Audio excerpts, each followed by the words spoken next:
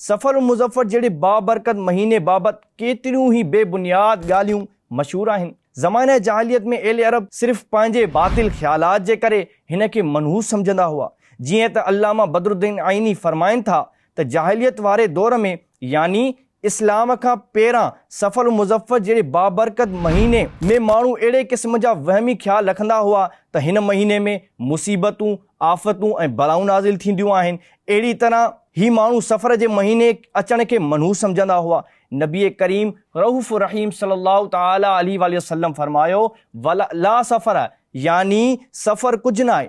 मुहक़्क़िक़ अल इतलाक़ हज़रत अल्लामा मौलाना शाह अब्दुल हक मुहद्दिस देहलवी इन हदीस जी शरह कंदे फरमाइनि था त अवाम सफ़र वारे महीने खे मुसीबतनि हादिसनि ऐं आफ़तुनि नाज़िल थियण जो महीनो सम्झंदा आहिनि।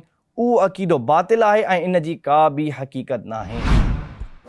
सिंधी सोशल मीडिया पेज खे लाइक कयो, फॉलो कयो ऐं शेयर कयो।